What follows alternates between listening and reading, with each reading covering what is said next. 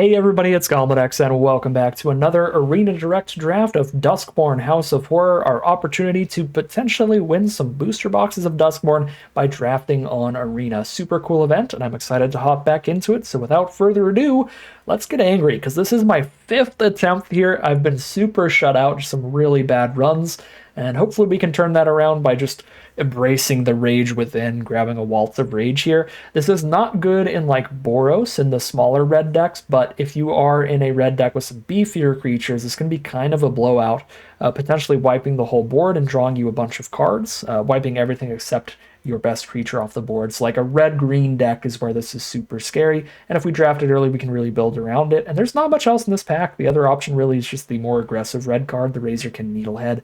That's also pretty good, but I'm feeling angry. I like embracing the rage here. For pack 1, pick 2, there's Coordinated Clobbering towards the Gruul deck, which would be the best spot to run the Waltz of Rage, although there are other powerful cards here. Surgical Suite Hospital Room's a really nice 2-for-1 for like a Boros build here. Glimmer Burst, just a great draw spell in blue in general, but I like the Clobbering for how it's going to pair up with our Waltz of Rage. It works very well with these similar kind of creatures, just big beefy creatures and aggressively oriented green decks. Pick 3, there's a Razorkin Horde Caller, big, beefy red creature to get angry at things, and also just one of Red's best uncommons, being able to get those attacks in while holding up blocks with those 1/1 tokens. This card is excellent, best card in the pack, period, so really happy that it's on color. Okay, this pick's a little bit awkward because Gremlin Tamer is so egregiously powerful in the blue-white deck that I feel I have to speculate on it here over decent commons for what we're doing right now, which is Ticket Booth or Watchdog. Again, these cards will be decent cards if we end up in the Gruul build, but Tamer's such a massive reason to be in blue-white. We got to speculate on that. If 3 players in a row passed it here, that there's a shot that we end up in the blue-white deck getting passed from this direction. And we just have the strongest card for the archetype off that. Pick 5, well, there's also Beastie Beatdown, so that's 4 players passing a good Gruul uncommon. This could have just been like a multiple rare, really good uncommon kind of pack, but I don't like Unwilling Vessel that much, even when I am the blue-white deck, so I think I'm happy to take Beatdown here. It's just a much stronger card in general. If we do end up in blue-white, Seized from Slumber actually would be pretty good here over Beatdown, but Vessel's probably good enough.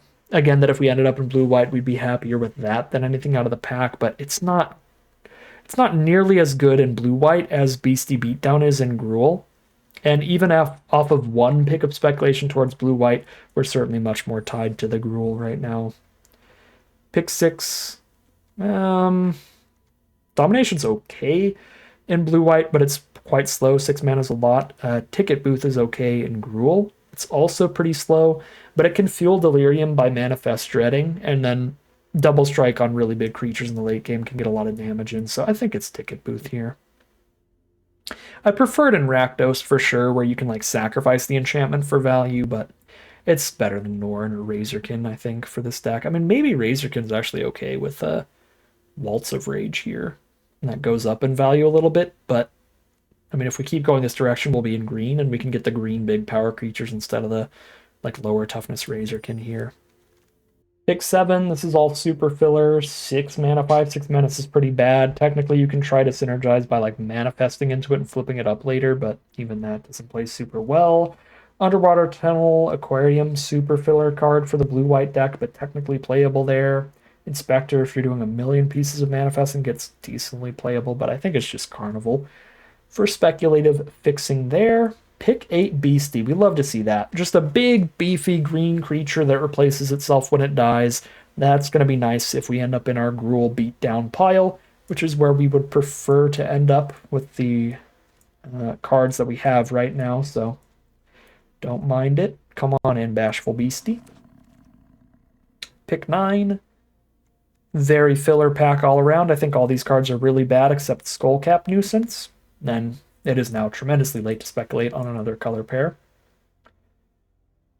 Yes, we'll grab a Beastie. Pick 10, Terramorphic Expanse is perfectly fine. It gets you a land in your grave for Delirium. It's way better than anything else here. Unless we want to take Cornfield, then I've got 2 speculative cards towards Splashing White, but Expanse is also speculative fixing for anything. Oh, Bleeding Woods, nice. The on-color dual. Sure. Take that over Cryptid Inspector. We'll be doing a little bit of manifesting, but you got to do a really big amount for the Inspector to actually play particularly well. All right. Not the strongest start ever, but I think we've got a decent direction here. So we just take an incredible mythic rare for that deck and keep going down that direction. And now it is quite a strong start to the draft. We take those. I am very much in the market for good, cheap, aggressive creatures here. So Manifest Dread to really fuel Delirium, or Irreverent Gremlin for that just cheap little menace card, really hard to block, maybe even draws a little bit of cards. Either of these are pretty great. I'm going to go for the Gremlin here. I think the Menace does quite a bit. 2 mana, 2/2 Menace over just 2 mana, 2/2. Again, Manifest Dread is good in this archetype. You do have like good late game Delirium plays like Roller Crusher Ride, Beastie Beatdown, and stuff. So working towards max Delirium is helpful. But even Gremlin technically helps do that, right? Like if we go Gremlin into Ticket Booth, we trigger it, discard a card, draw a card. That does put cards in grave for Delirium still. And again, a 2 mana 2/2 Menace is just a way better stat line than a 2 mana 2/2 with no abilities. Pick 3. I want to get passed from this direction every pack. But also it's only pick 3, so that just means people open up great stuff. But like Glassworks, Fear, Being Hunted, and Balustrade Worm, all great cards for this deck. I think I have to just take the Worm though. 5 mana, 5/5 Trample Haste, and it comes back from the graveyard one time. Huge, just bonkers threat.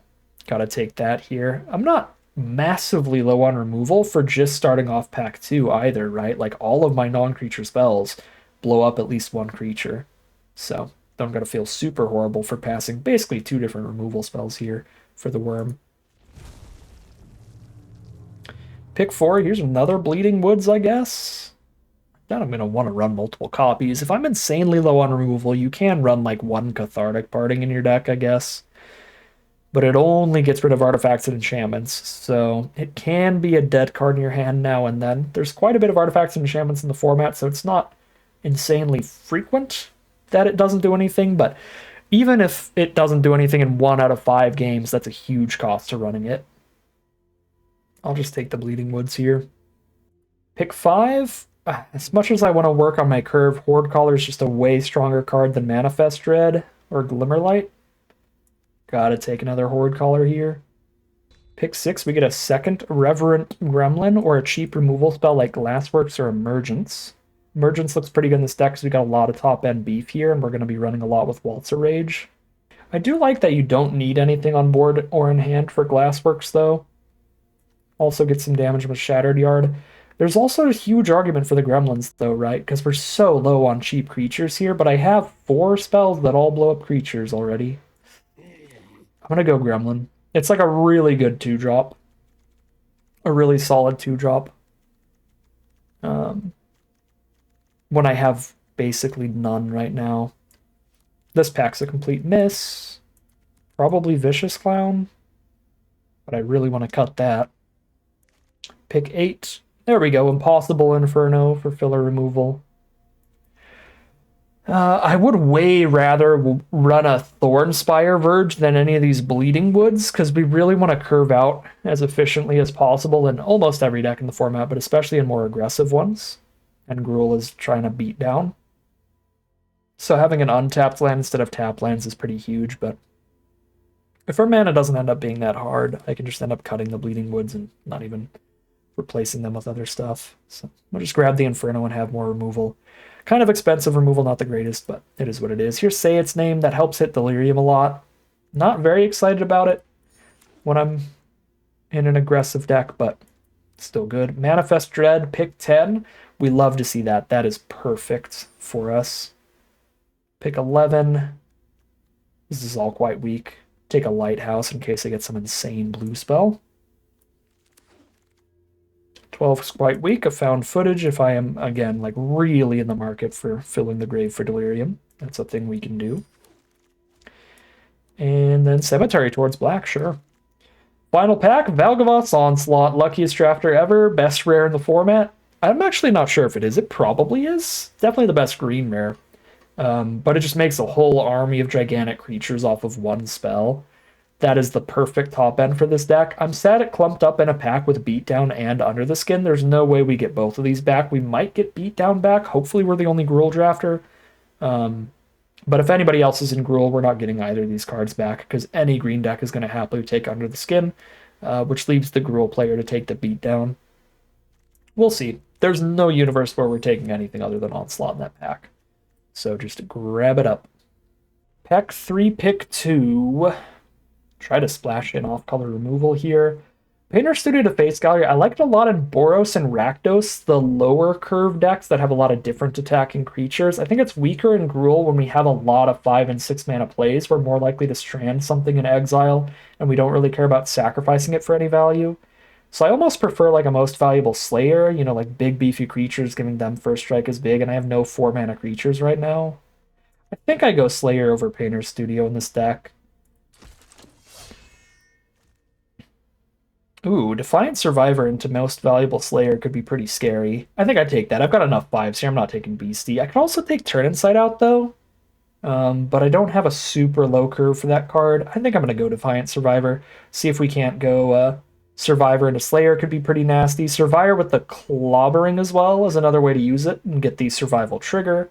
Survivor should be pretty good in this deck. Pick 4 looks like pretty much nothing. We'll just take a hand that feeds for the curve.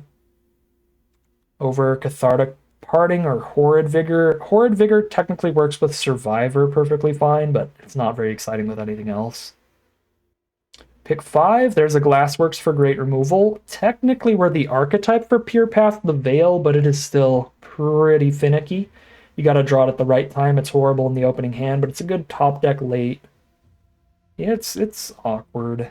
I think it's finicky enough to just take a Glassworks Shattered Yard, which is good at literally every point of the game.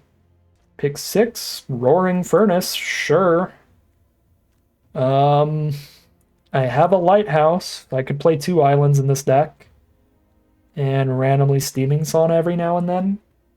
Yeah. Obviously, splashing in double blue is not particularly consistent, but when it's attached to an already playable red removal spell, it's like, okay, here's a Scorching Dragonfire, and if I happen to stumble my way into double blue, I have a huge card draw engine. Like, sure.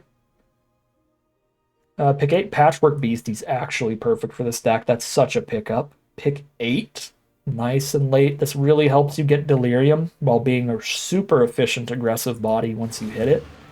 3/3 that you only spent 1 mana to get on the board. There's a Beatdown Wheeling. Oh, this deck is sick. All right, I'm excited. Another Terramorphic towards double blue. I might still want to run 2 islands in here, even off of double Terramorphic, because if we end up milling a single island to a Manifest Dread card, then we can never unlock the Sauna, which is a little tragic. So running 2 islands gives us a tiny bit of breathing room.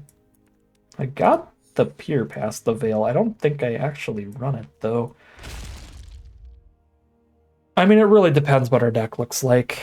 If we need some other card that's just like a good late game top deck, it should be fine. We're pretty good at hitting Delirium, but again, it's kind of just a 4 mana do nothing until super, super late. Such a late game play. It's super finicky, and we're trying to get on the board nice and early. If our opponent has a Ghost Vacuum or something, and we have this in hand, it's a complete mulligan. We just scoop immediately.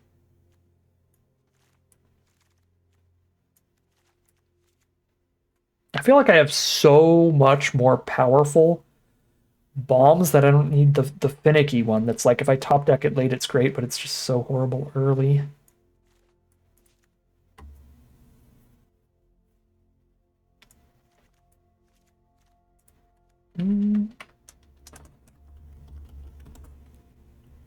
Okay, these are the manifesting cards. Add those to the creature curve. Oh, I do not like that clown. 1, 2, 3, 4, 5, 6, 7, 8, 9, 10, 11, 12. This is a pretty low creature count. I guess I'm running Clown for the 13th creature.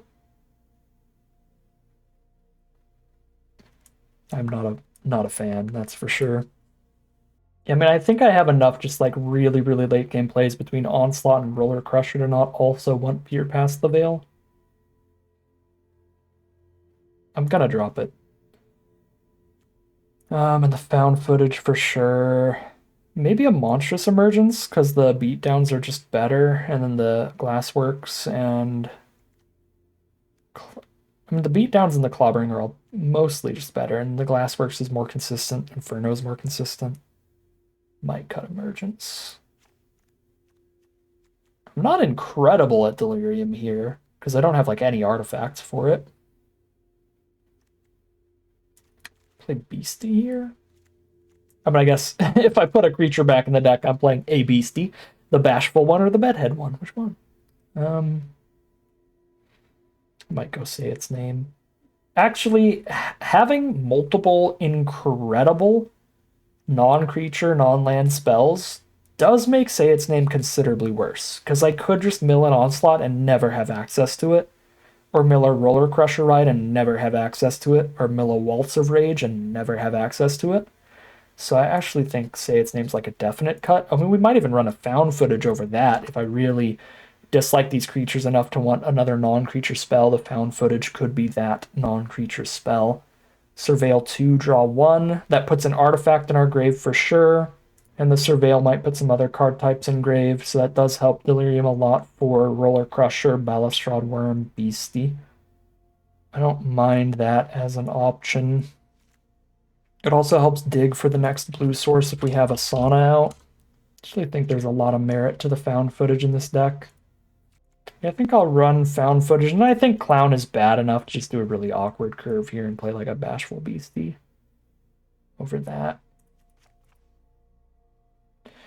The deck is not perfect, but there's a lot of removal, a lot of bomb power.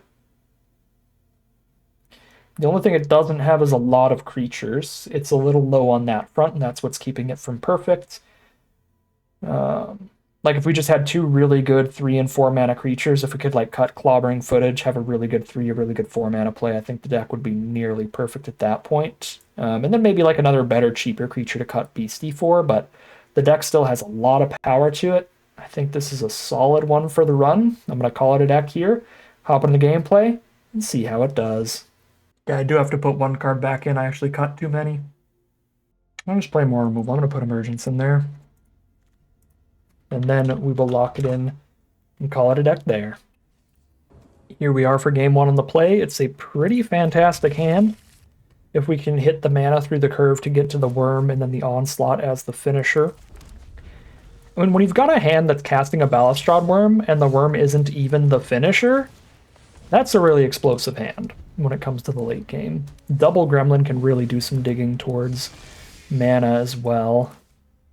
Draw a card, discard a card, give me a land for turn, please. Yes, I will discard another 5 drops, good as Horde Caller is. If I hit an untapped land, we play footage here. Okay, so far so bad. We have had all of our draw steps as well as a Gremlin trigger and still missed land 3 on turn 3, so we're going to be playing off curve. But double Gremlin is kind of sick. Oh my god, alright, opponent is dropping an incredible rare. They have Surveil and they have card draw from Enduring Innocence. And we have missed a land again. And I have no 2-mana creature to play here. Even if I beat down the Innocence, it's going to still keep drawing them cards, but then they don't have lifelink anymore at least. Yeah, I have no way to play a 2-power creature. Do I really need to just cast found footage over beatdown right now?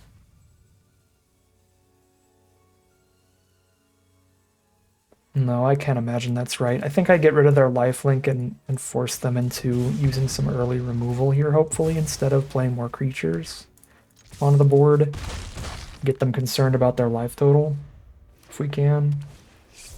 Oh, Unsettling Twins, Enduring Innocence. Does that trigger twice? Please tell me it's a once per turn card. Okay, thank God it's once per turn, but still, just infinite cards over there off Enduring Innocence, and infinite blockers for the Gremlins. You can't make it up. I don't think there's any player in the world that would mulligan this keep.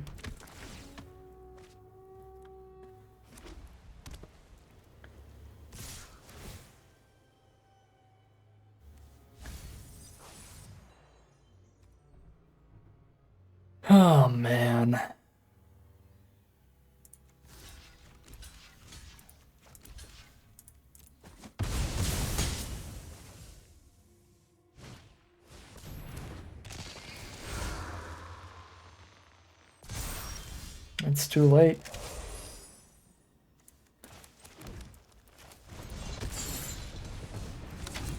Most likely. I mean, if I hit a land literally every turn, I might be able to block damage just long enough to onslaught, and that is a pretty stable. Sick. I could not even hit land 3 on our opponents over here, just natural basicsing into green, white, and black. Double raring us, double drawing. Surveil 2, draw 1, draw any untapped land, cast Furnace is the only play we have here. I'm at less than 13, so that is an untapped land. Not exactly how you want it to be untapped, but it is an untapped land. I get rid of 4 power by shooting Swarmweaver. They have the hexproof trick. I'm conceding.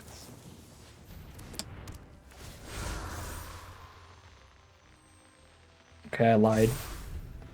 7, 8, 9, 10, 11. No, that's exact lethal. I am just dead. I could have conceded.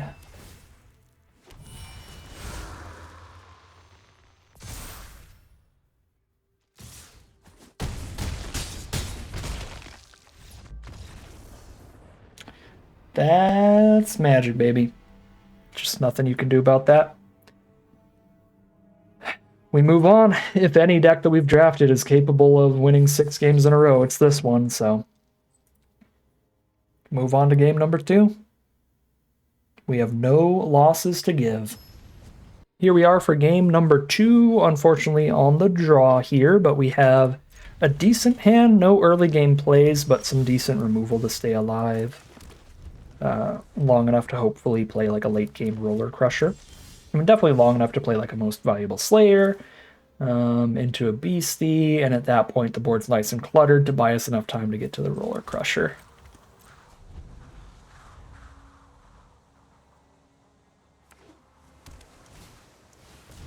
It's a long neck. I'm going to have to throw removal at that, because that threatens a lot of damage to my face. Arena just loves showing you the top of your deck when it really should not. Don't peek. If you ever shuffle your deck in real Magic, just shuffle it when you cast your Terramorphic Expanse. Don't check the top card. Don't show me the G-dang Valgavas Onslaught on top of my deck when I have to shuffle for this tap land, because you know I'm just going to get sad that I'm not casting a Valgavas Onslaught right now. Arena has such jokes.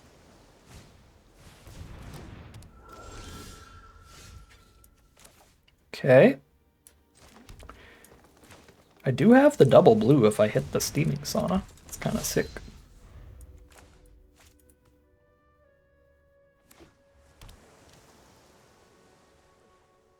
Playing against a blue-green deck. We're kind of chill here since we killed the 4-power creature. We're just taking like 1 or 2 damage right now.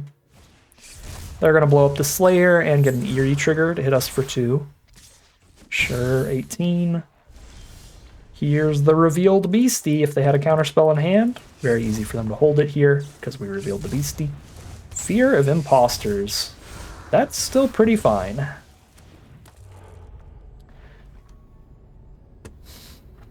You mill the Steaming Sauna when I have the double blue. I'm going to have an aneurysm if this deck goes 0-2. I do just mill the Sauna because then we're at full delirium for beatdown. And Roller Crusher ride.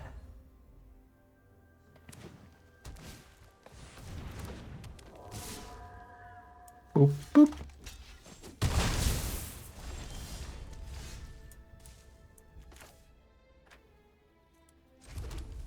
This game is still so winnable if that last card in hand is like a land. Source would deal non-combat damage. It deals double instead. I have to do a red and 2. Deals X to each of up to X creatures. So X has to be 2 to do 2 damage to 2 creatures. I can't afford that, and then all my other burn is even bigger. I'm only taking 2 on board, though. I could wait and see if they play another creature, and also maybe buy removal. Or, not buy removal, but like pull out the counterspell on just like a hand that feeds here or something. Kind of do want to beat down with this though. Still, they have a really big hand. I guess I just Roller Crusher their face. Oh, it doesn't go face, it only goes creatures. Tragic. Alright, well, we did get them to bounce the hand, and now I just kill those 2 cards, and then they're just out of stuff. 6 damage to both of those, so they can't even like flip it up for anything. Could have shot my own Slayer so they can't get the 2/2. Yeah, I probably should have done that. I forgot about that until as soon as I said it.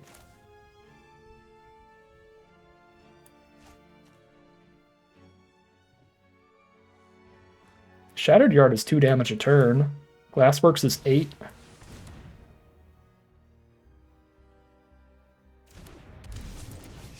This is pretty good, even though I did the stay hidden punt there.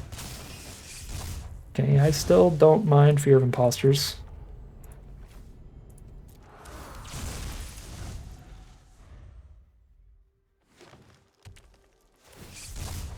Okay. They get another 2/2.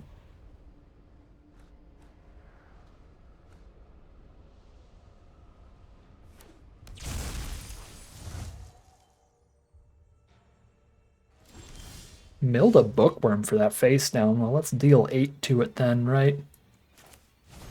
If you're willing to mill a Bookworm for that. Erratic Apparition, sure.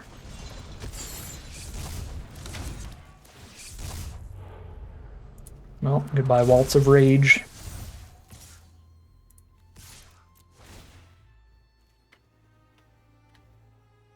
Alright, I played this game pretty bad. I mean, there was only 1 punt, but that was super loose. Like, I had a 3rd trigger on Roller Crusher Ride. Like, I might as well shoot our own creature there. I kind of just forgot that they get the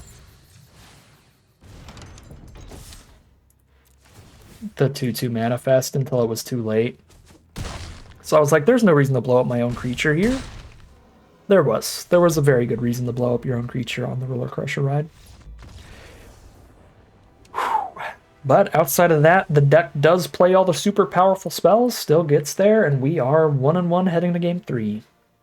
Just don't think you mulligan this either. We get 1 peak for a land off of Gremlin, at least, and any other 2-power creatures give us 2 peaks, because 2 Gremlins trigger. Got the Roller Crusher, and even on the draw this time. Okay, this time I just hit the land immediately turn 1.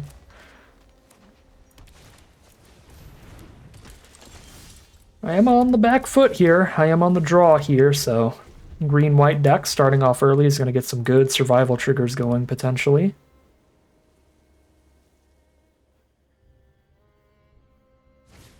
And they do have the cheap removal, so they sure are. Cheerleaders jumping into the sky.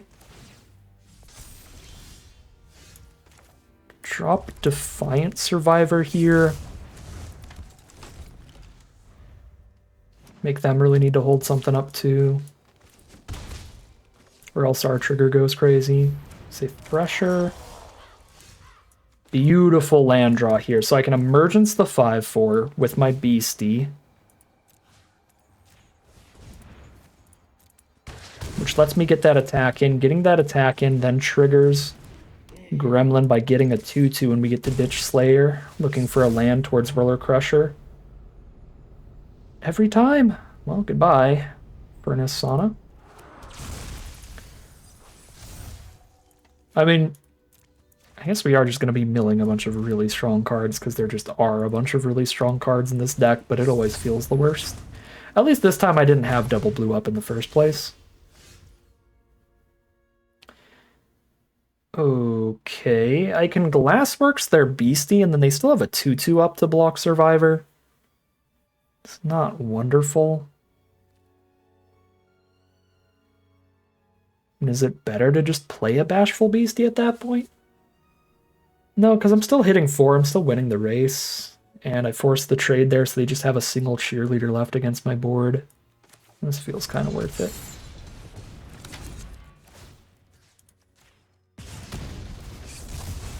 Creature, sorcery, enchantment, engrave. Just need a land engrave if they let me manifest. If they don't just trade into Defiant Survivor here, I'm genuinely very scared. Because that would be insane. That would mean the face down is like an Overlord or something. Okay, it was a Branch Snapper. So, still got a solid trade-off. Another Branch Snapper. No, this is untapped now. Do 3 damage to 3 targets. Not enough. I gotta go Mega Blocks at this point. Any removal is horrifically bad for me, even if I don't attack with Gremlin, because they just kill Beastie.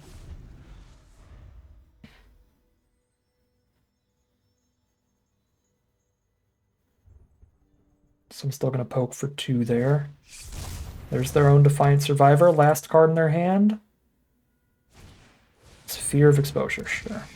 Get the survival trigger with Defiant Survivor. It's pretty good. Pretty good. Oh my god, thank god. Terramorphic is such a draw, because now...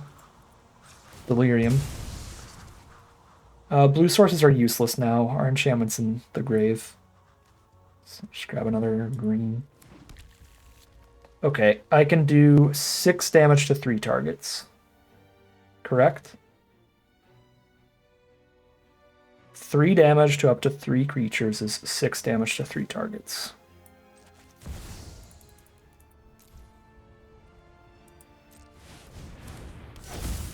The 7/6 trample, the flyer, and the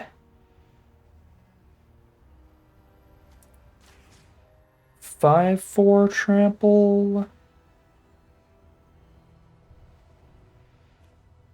Yeah, I think I'm going for pressure here, killing the untapped card over Defiant Survivor. They have 5 damage on the Crackback. I can unlock Shattered Yard for 2 to them. This is 5, 6, 7, 8, 9. So just unlocking Shattered Yard kills them next turn if they don't block here.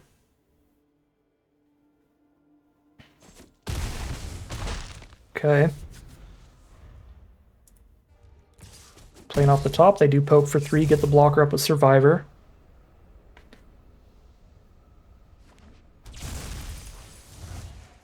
Plus, they top-decked Shrewd Storyteller for the turn.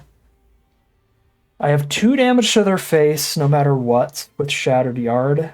They have to single-block Beastie, single-block the 2/2.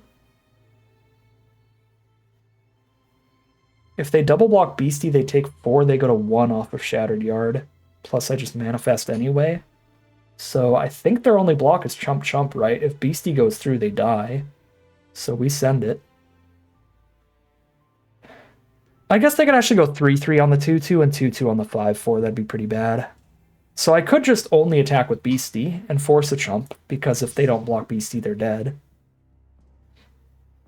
Which does let me get Gremlin in as well.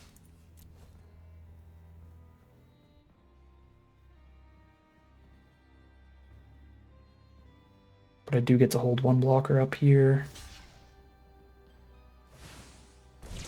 This is not lifelink, is it? It's not lifelink. Okay, so they're just dead. Cool.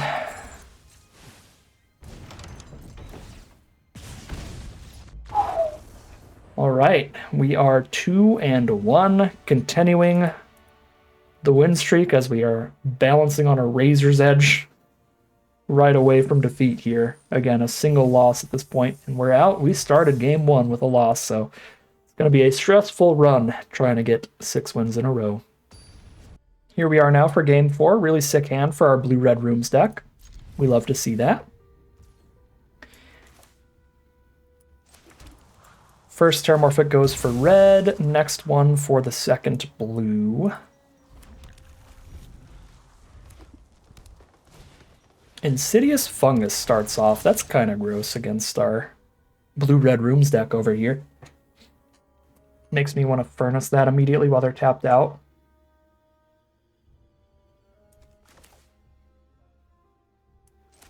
That feels worth.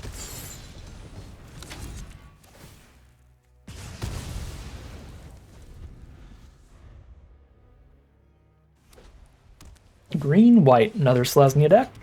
There's Overgrown Zealot. Ooh, we naturally hit the blues, so I can afford to grab green off Terramorphic. I think we always shoot the Mana Dork, though. Keep them off of really explosive stuff. Slow them down here. And hopefully have a big beatdown by the time we need to kill another thing. So we'll probably have Delirium for beatdown. Uh-oh.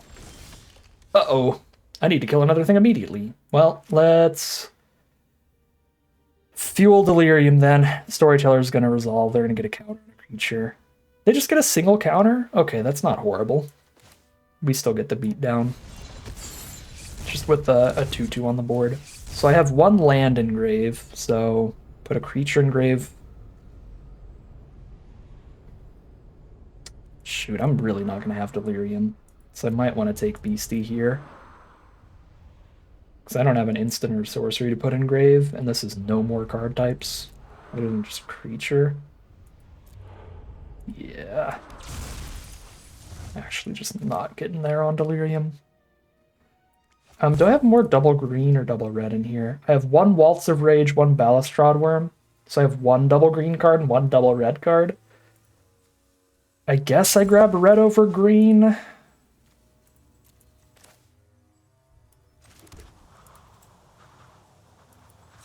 Because I have a double red room already on the board.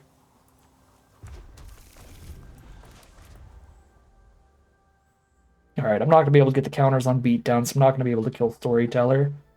It's just going to be survival rolling in here for a second. Which is not good. Just going to keep getting farther and farther out of reach in terms of trying to block it.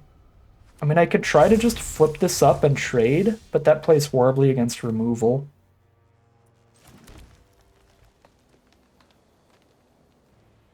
Emergence is another 2 damage removal spell. I think we just have to unlock Sauna.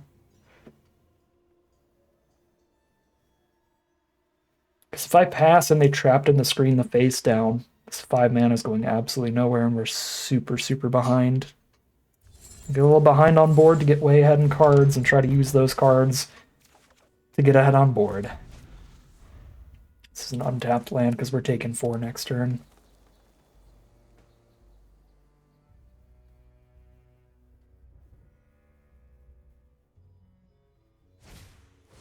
Fear of Exposure, send in the Storyteller. Yep, this is bad.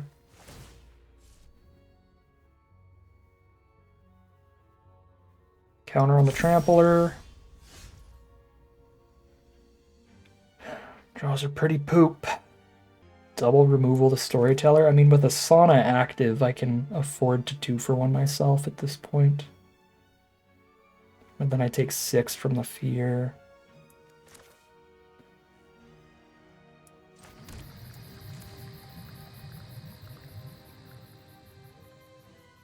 Yeah, I've got a lot of kind of insane draws here, and I think I need to just buy time towards potentially hitting them.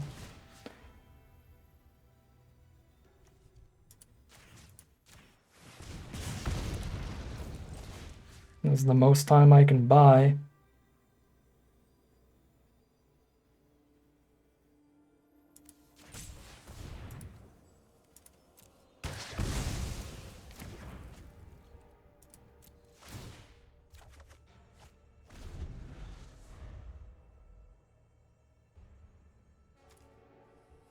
Still have Waltz of Rage, Valgavoth's Onslaught, Ruler Crusher Ride. That completely flipped the game if I can just survive.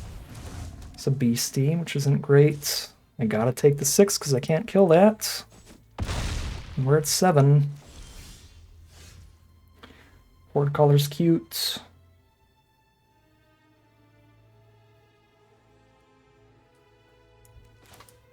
It is so rough that I can't flip this and do anything else. Because I think I need the quantity of blockers here, right? I need like 3 different blockers over just flipping up one Beastie. When I'm this low. Oh, if I had the Gremlin earlier, I could double blocker there. Play Gremlin and Horde Caller this turn. But I drew it in the end step.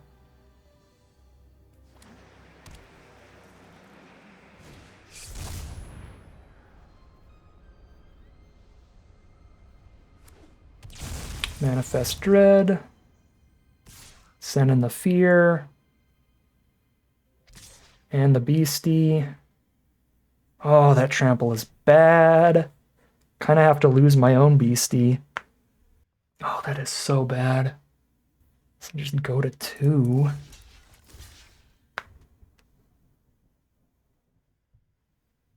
I mean, I would be chumping now when it's like, if I leave it around, I can still just chump with it next turn.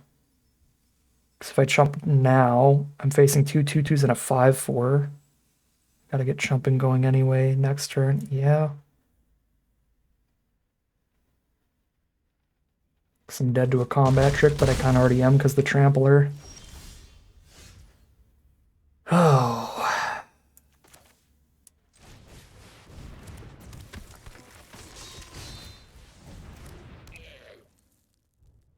If I attack with my face down, I can have the same number of blockers and discard Slayer to try to draw into something explosive.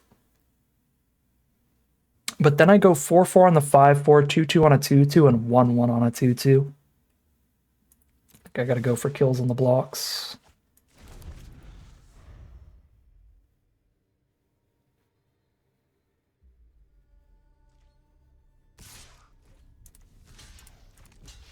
Can I please stabilize off draw 2 a turn? I think that is a reasonable request.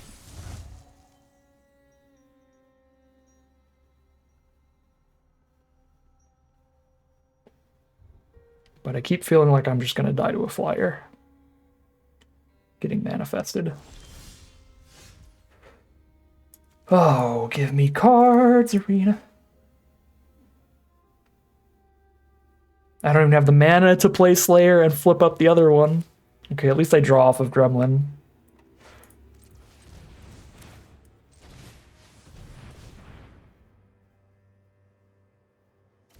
Gremlin trigger. Doesn't really matter. Okay. That can't attack or block right now. Ay, ay, ay. Still dead to removal.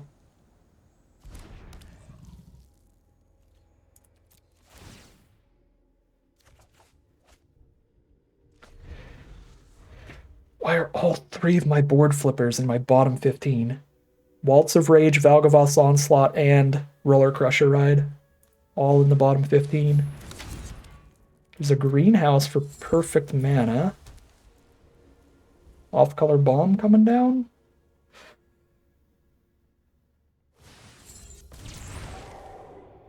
Yes! Yes, indeed. Zimone for the 7/7. It's not a flyer, so I'm alive. I'm not milling one at this point. I have 3 insane bombs left. Okay. Worm is not one of the insane bombs, but it's a decent card here. I don't have the mana to flip up and play Worm in the same turn. Still. Play Worm and I have 4 mana, which doesn't do anything.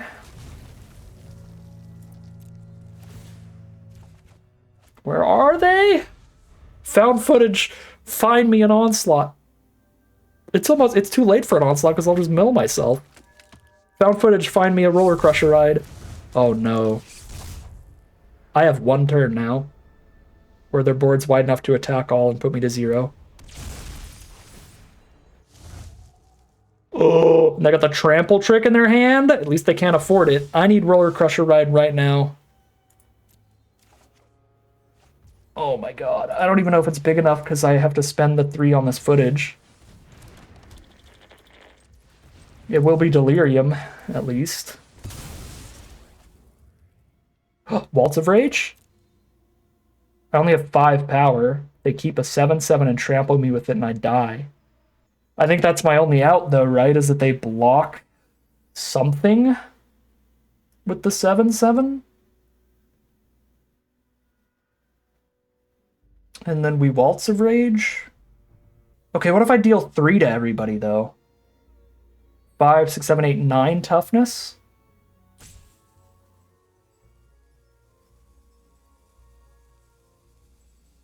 Nine power with trample over there. But then they bring back 2 permanents from their grave. Oh, from among the milled cards? Okay. Okay, I can waltz. I can waltz for 3.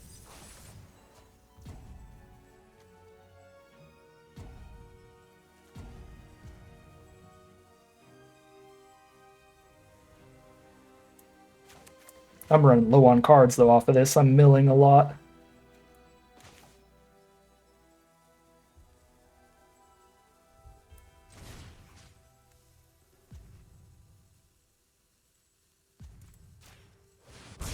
Oh, I get to keep the beastie, too.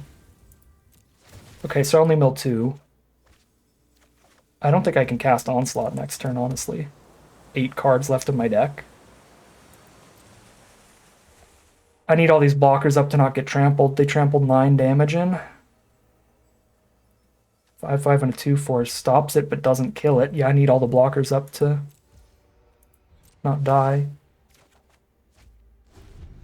Beat down is getting close to trying to lethal before I mill myself out, but Onslaught was just way too low to cast here. I need to play enough creatures to start attacking with like 1 big double striker each turn. Oof, they got the exile thing and a land from their grave, I think. Yes. Fear of Reduction is also a flyer, which is super bad for me. But it'll be a summoning sick flyer.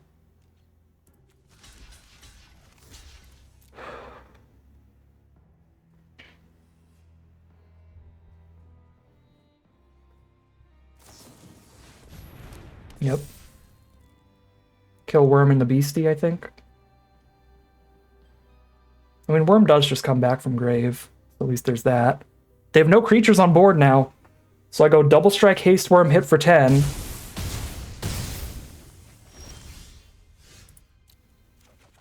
I have so little time to kill them here. I gotta go all in.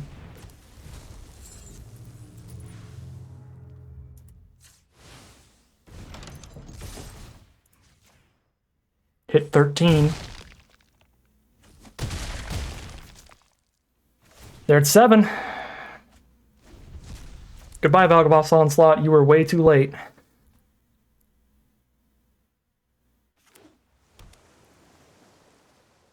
They need something to exile for this.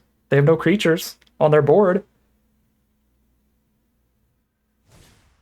Altanek. 1 blocker. Can't kill it. Oh, I can kill it.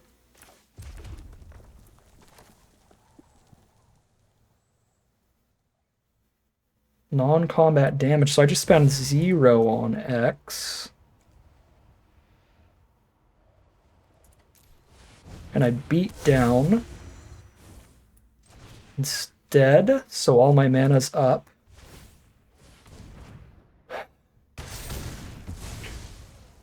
To unlock Shattered Yard if this doesn't kill them. Kills them. Oh boy. So by playing that way, even if they had like the 2 mana had drawn into the removal off Altanek, the 2 mana destroy a tapped creature, they destroy that, we deal 6, then we unlock Shattered Yard, hit for 2. Oh man. 4 cards left. We cannot have Valgaboth's Onslaughted for like anything. Oh, that was insane. 3-1. 3-1 heading into game 5. Game 5 here. Decent little start. We've got a land and a sorcery for Delirium already. And of course the Roller Crusher Ride later. The Gremlin can do some drawing. Skullcrab is scary for my deck. We want to play this out as aggressively as possible to not mill out. We almost milled out last game and our opponent played no mill crab. They are the blue-white deck, which has a ton of enchantments, so this is already a very sketchy start from our opponent. Oh, why wouldn't they? They immediately mill Valgavoth's Onslaught. I don't think we're going to be able to cast that one time today. Such is the way of life. I'm still casting a lot of bombs, but it's because I have so many bombs in this deck. I think, statistically speaking, we've still been pretty unlucky with the amount of bombs cast for quantity of bombs in deck. Well, I need them to give me Delirium right now to really have any action currently. They just double block and eat Gremlin. Clobbering doesn't kill anything because they're both 3 toughness. Clobbering doesn't kill anything because they're all 3 toughness. They didn't mill me anymore, so they're not giving me Delirium. Milled one of my blue sources. I could still hit Sana if I hit the non-basic blue source. I really still don't have a play here till turn 5. Yeah. Getting hit hard. Yeah, there's no line. I can't even Roller Crusher for like 1. You just went 1 drop, 2 drop, 3 drop, and they're all beefy. But at least the crab doesn't attack. No attack with Cold Healer is nice of them. I'll go to 16.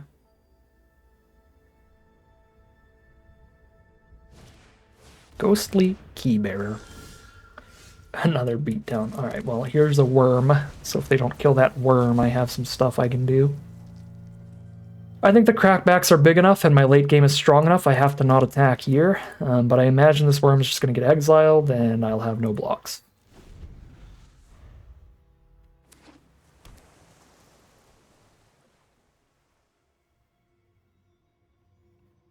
Do they have the Trapped in the Screen? They have the Unable to Screen. At least it goes into my graveyard this way, and I do get to chump with it. 3 out of 4 Delirium. I will not be on 4 out of 4 even after blocking, because I already have a creature towards Delirium too. Not the greatest mills.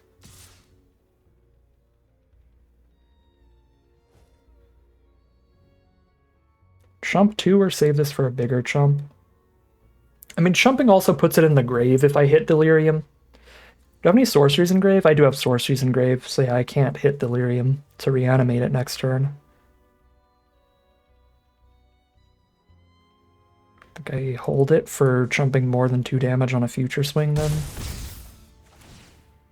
If I can live long enough.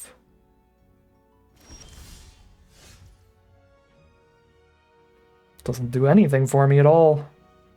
Guess I'm a turn from doing 3 damage to 3 targets.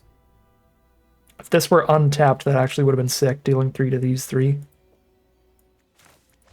That is actually particularly rough. That's our only tap land in the deck. Because even the non-basics are untapped now that I'm below 13. Yeah, what can you do? Our only play is to wait a turn and then try to kill 3 creatures. And if they have the counterspell, if it doesn't resolve, we just lose.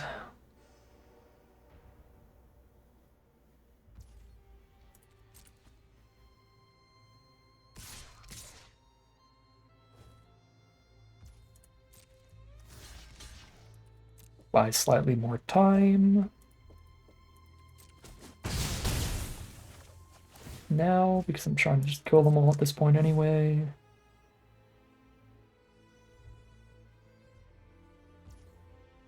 Yeah, they're just holding up a counterspell. I mean, they can just keep attacking and holding up a counterspell for the rest of this game, and there's nothing I can do to get through the counter.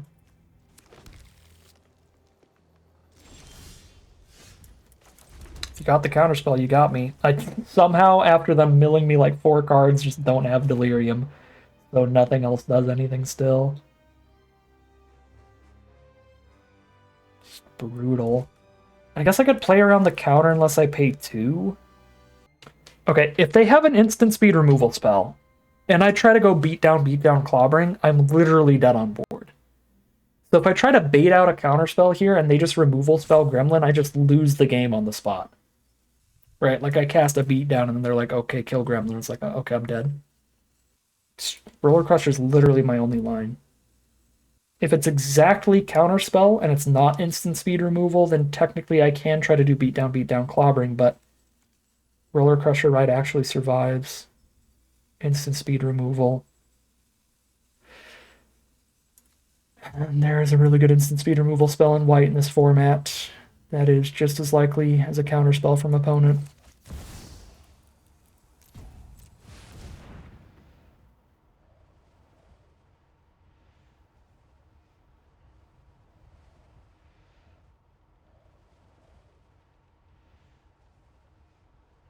The problem is even if I go like beat down, clobbering here, they counter one of those, still get in for a bunch. Gremlin's just a chump. And I have to cast 2 of them to kill 1 creature. Yeah, no, it's not even beat down, clobbering. It's just beat down. One of the 2 gets countered.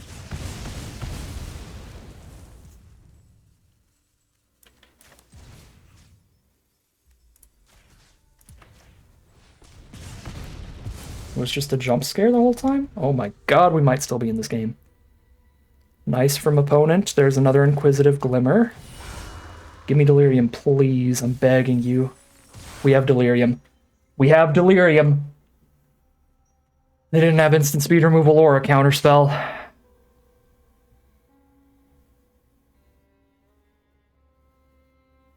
Don't kill it.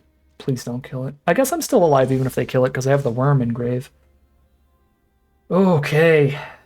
18 cards left? We can do this. We can do this. They instant speed removal this, they're not killing the bigger worm. Go team go.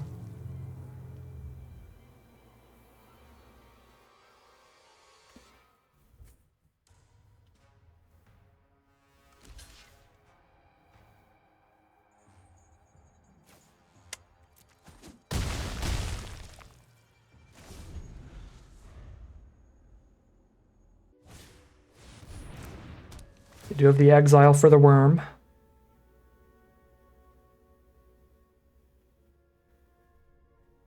Exiling the ride would be wild. I mean, it makes my removal spells worse, but facing 9 power right now. Yeah.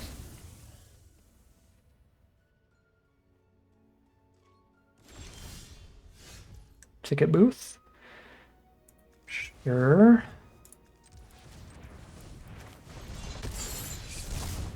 Double strike's gonna be big.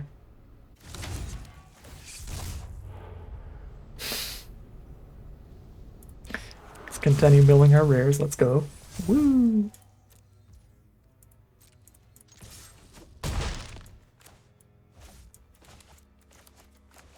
Tempted to keep a beastie in case of board wipe. There is split up. Split up wouldn't even work. It only kills all the tapped or untapped. Doesn't kill both. Maybe I'm supposed to still play beastie there. Probably. I think split up's the only board wipe in white. And we still win through a split up right now.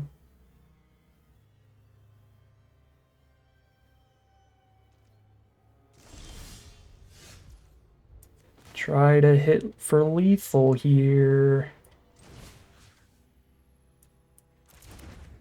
Guess if they have the instant speed removal,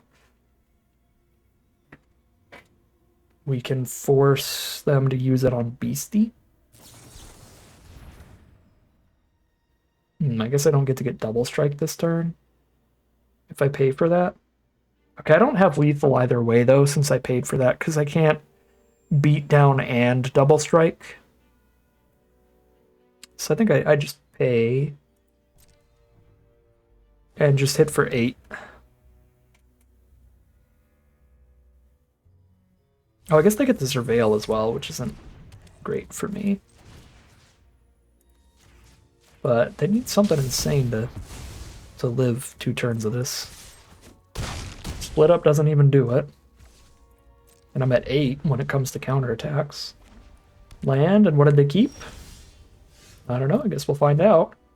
GG from opponent. There's something that kills all attacking creatures? I'll still have a 1/1 if there is. No? Okay. I don't know what they kept, but it was not enough. And that is 4-1, I believe. The best we've done so far, getting some of our gems back for sure.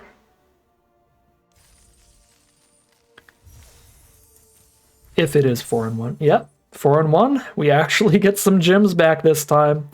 Feels good, and if we can hit a lucky streak here, we are technically only 2 games away from some Duskmourn Play Booster boxes, but we have to win every single game. We cannot give a single loss here, so it's going to continue to be stressful, even more so the closer we get to that final battle. We are heading in to round number 6 here at 4-1. No losses to give. All right, here we are on the draw, but this hand is so good for a long game. We have Steaming Sauna and Onslaught. Emergence and Clobbering are super awkward in here, but we have at least one removal spell set up already. And that hopefully helps buy the time that we need to draw into creatures to use the Monstrous Emergence. Set up the double blue immediately. I think I do. Oh no, I should have played the blue-red duel first so I could play Furnace turn 2 if I need to. Now I can't go 2-mana removal turn 2 unless I draw a creature. Yeah, I would have Furnaced that. That was a punt to start us off. That's not great.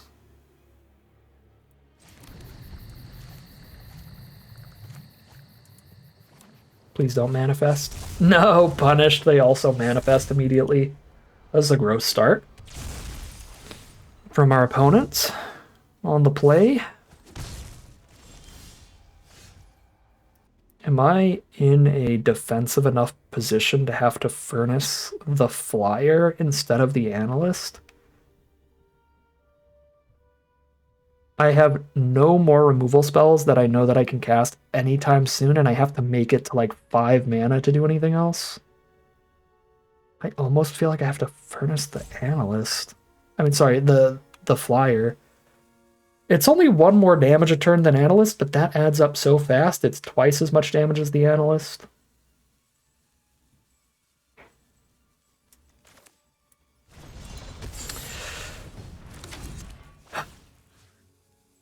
I mean, the fact that it has flying is kind of irrelevant because I don't have any creatures regardless.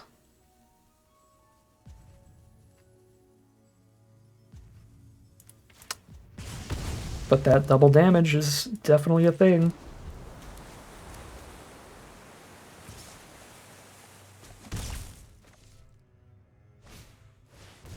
Okay. Let's go. Let's go. Huge draw. I can wipe their board here. Huge, huge, huge draw. Oh, I don't have enough green mana to wipe their board, actually. So we just kill the long neck for now. Yeah, this can't block anyway. Okay, Analyst gets to stay a turn. I should have played tap land. Because we didn't have triple green. Lots of mana punts this game. Could have slightly better turns twice now. Poke for 1, I'm at 17. Analyst isn't giving them any value anyway.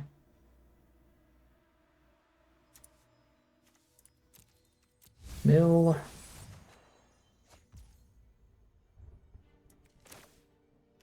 How scared am I of Analyst? Do I really want a Monstrous Emergence? I don't want to do it against all this open mana. If they have a million open mana, I think we're just unlocking Sauna, right? Because if I try to Onslaught, they could counter it with a bunch of open mana, potentially. If I try to Emergence, they can blow up Beastie in response, potentially. So I think we're just unlocking Sauna against all the mana. And passing. Probably Glimmer Burst here. No, they did have a Twist Reality, okay. So they get a 2/2 and draw a card off Analyst. Oh man, yeah, those Mana punts have really added up here. If we lose this game, it was completely changeable. We just draw 1 off of that, right? Yeah. Okay.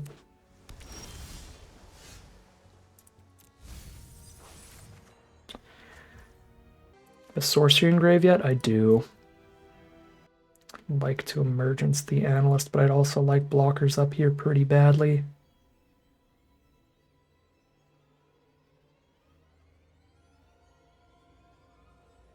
Locker room plus windbreaker is pretty gross. They've got a bottomless pool to bounce one of my cards.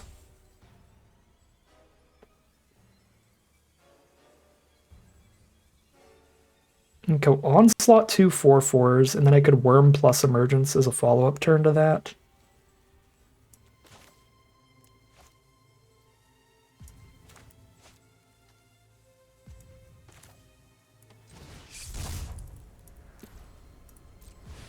This probably hits Delirium too. Milled the Roller Crusher ride. It was just right on top. That's devastating.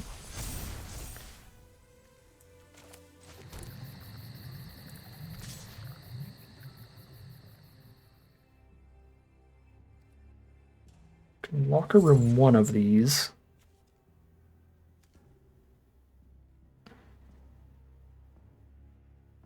Attack both, get one of them in, but they probably just Windbreaker one anyway, right? Because the 4/4 still blocks and eats the other thing. Yeah, we should get damage here.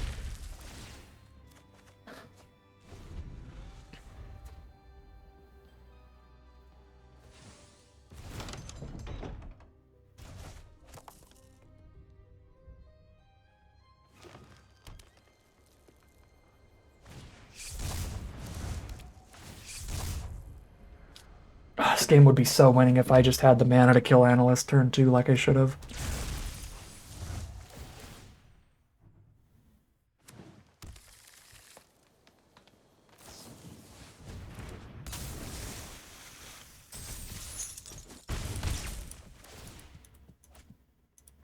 Now they have their own sauna furnace.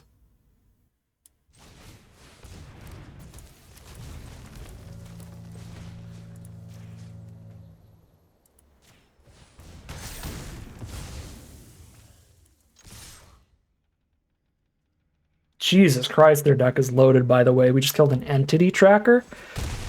They have Sauna Furnace, Analyst, Entity Tracker.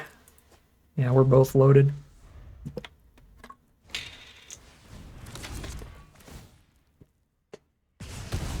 Kill the 4/4.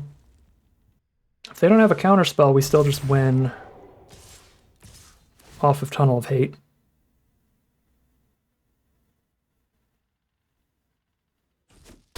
And now they only have 1 mana up. Can I pump my way into a win here? Okay, they have 2 mana up. They could have the counterspell. If they counter either half of this, we lose. I guess this is 14 trample damage. 14 minus 4 is already lethal. So we go for the Tunnel of Hate first to play around the counter unless I pay 2. This is why we were pushing damage there.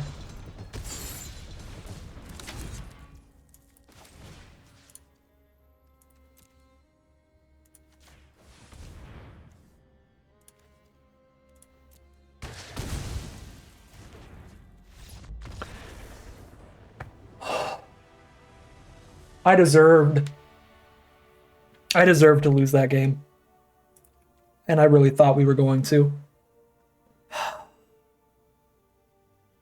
I went for the best desperation lines we could in the end of like playing the Trampler and getting the extra counters on it towards the Tunnel of Hate. Oops, I win.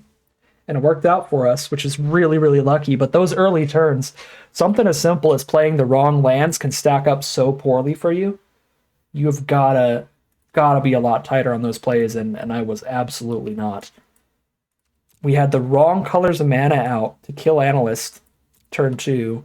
And then I had the wrong colors of mana out to double spell with the Beastie out, which would have been another very easy opportunity to just wipe their whole board if I had double green to play Emergence and Clobbering, but I just played the wrong lands. both turn 1 and then turn 3 leading into turn 4. I needed another green source there. I needed to have played that, so almost punted out of that game just because of the lands that I played early, but a really lucky recovery. Pulls us into the 5th win in a row, and we are 1 win away from some booster boxes of Duskmourn. And no matter what, next round is the final battle, the final game of Magic here, win or lose. Lot of punts today. I don't think, surprisingly enough, our one loss, probably the one game I don't think we punted at all. We were just guaranteed to lose that one, but I have really, really got to do my best to play super tightly here, because this is the one with all the money on the table, all the marbles, all the peanut butter and jelly mashed potatoes, everything. I don't even know what I'm saying. But yeah, let's play really, really tight here and focus up on that mana, think through everything, do everything in our power to collect these booster boxes as we head into the final boss of the Duskmourn Arena Direct. All right, here we are for the final battle. Believe this is a keep. No big creatures for the waltz, only one creature for the clobbering. That's a little bit awkward, but it has our 2 most prevalent colors. It's got everything but our splash. It has early removal with Glassworks, and it did draw into an additional creature to help coordinated clobbering still do something later. Okay, that's a good 5-drop as well. Get some early damage, and they didn't play anything for us to Glassworks, so nothing to do with our 3-drop, sadly.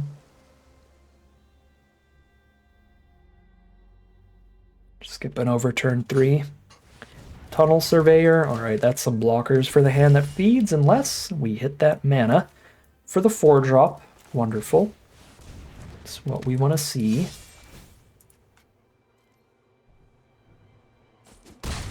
If they tap out for some more creatures and we hit a land here, we could just cheese out the victory with a Waltz of Rage. An attack with hand that feeds, making it 3 power, then shooting everything for 3 would keep our board untouched. Clear out the Surveyor and the token. They do play an Unwilling Vessel. 1 potential mana up here, and I've got the 5 for that Waltz of Rage. And I can still Horde Caller afterwards. I think I'm going for it.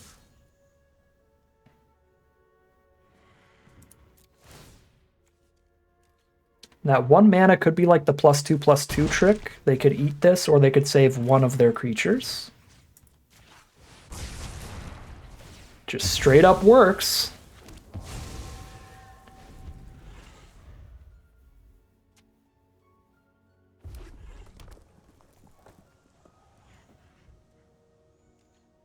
Past turn the bunch of mana up, we gotta be worried about counter spells and instant speed removal spells. I don't think I'm running Horde Caller out into all that open mana, so it's going to be Defiant Survivor for the turn. Send these two in and see if they want to blow some of our weaker creatures up instead.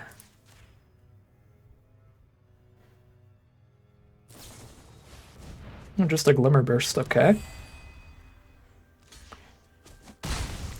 So would have played better to get the Horde Caller down if that is their best play. Now, it could be that they did have a counterspell in hand, but because we're just going straight into the attack, they want to get the chump block down. It's a possibility, too. Overlord of the Mistmoors. Okay. Okay. They didn't get the hard cast it, at least. They were 1 mana away from hard casting it, so that means they probably don't have other creatures in hand. They could have the counter unless I pay 2. That's the only counter spell they could have here. Is it worth going Glassworks Clobbering here? And hitting with everybody? Instead of playing Horde Caller?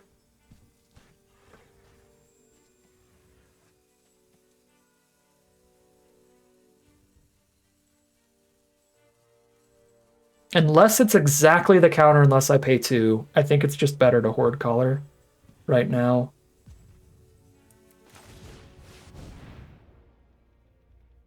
Oh, man. God Dang it. Okay, it's not even like way better to have done Glassworks Clobbering because we just kill 1/2/1 anyway.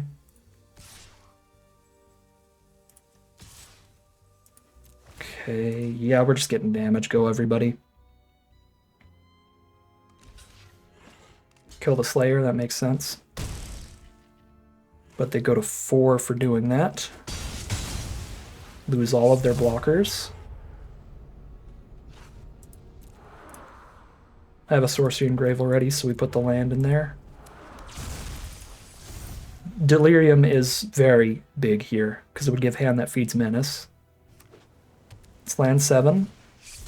Dissection tools, lifelinking blocks, but I have 2 different removal spells. One of them doesn't work. Clobbering does not work here. Actually get really rewarded for our last line by holding up the removal spell here. Could not have dealt 4 to this any other way.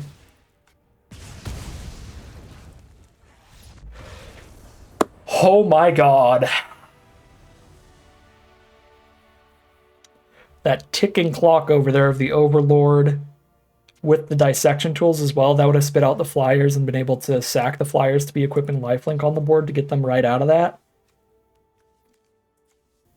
All right, and that is finally a victory in the Duskmourn House of Horror Arena Direct drafts. It took us 5 runs, but these events are so top-heavy and so high risk, where you only have 1 loss of breathing room, that honestly, 1 win within 5 runs is still quite a bit in the money here. We spent essentially $125 worth of gems to get over $200 worth of Duskmourn booster boxes, because we get 2 play booster boxes. So still a great record when you consider the amount paid versus the amount that we are rewarded here. So solid runs here. I think that overall I drafted and played pretty well throughout the event, but today was quite sloppy. So I think the theme of this draft, the theme of this deck, was just getting super lucky. I don't think that I drafted terribly or anything. I'm really happy to have ended up in Gruul. It was obviously an awesome spot to be, but half of what made our deck so powerful was just opening good cards in red and green. The fact that we opened a Roller Crusher Ride, the fact that we opened a Valgavoth's Onslaught. So that's not really like a hard read on the draft pod or anything. That's just you opened the right rares for the incredible deck. So there's certainly a huge element of luck within the draft. But certainly the gameplay. I think I played a lot worse today than most of the other Arena Direct runs, and that just goes to show you that there is a huge element of luck in Magic the Gathering. It is certainly not 100% skill like chess is or anything. Sometimes you can get really good runs during tournaments just off of a good lucky streak, but there's plenty of skill as well towards maintaining a great win rate over time. So today, I think, was just some sloppy gameplay for me overall. Some tight plays to recover from early loose punts and stuff, like in the game where I played the wrong lands. But overall, I think mostly got really lucky, got really rewarded for it, and I'm happy because that means that I'm done with the Duskmourn Arena Direct. We got there on the 5th try. If we didn't get there, especially if I didn't get any gems back, I would have to re-buy in to try and actually get some more boxes this time around. So kind of the last possible opportunity to win this Arena Direct as well, so that's pretty sweet. So again, got pretty lucky today, but I think overall throughout the Arena Direct, especially in the earlier runs, I drafted and played pretty well. So maybe this is like some karmic justice of just like they were just going to feed me the wins no matter how sloppy I played. But the games didn't really feel like that. I felt very, very punished for some of my punts and stuff within these games. Again, the biggest ones being those mana punts there. Yeah, they were some stressful games. This was an absolute nail-biter run. I mean, losing the first game is definitely going to make it feel like a nail-biter the whole time as well, but again, the deck is so powerful. We really got carried by that. Had a lot of cards that could completely flip the game in our favor, and we needed to have those cards in so many of those games. So sweet, sweet run here. Sweet, sweet victory to end off the Arena Direct draft of Duskmourn House of Horror, or the Arena Direct Duskmourn House of Horror draft events. Either way you want to say it. That is going to end these for me this time around, but I will certainly be playing more of these whenever they bring them around again, for whatever formats they bring them around again.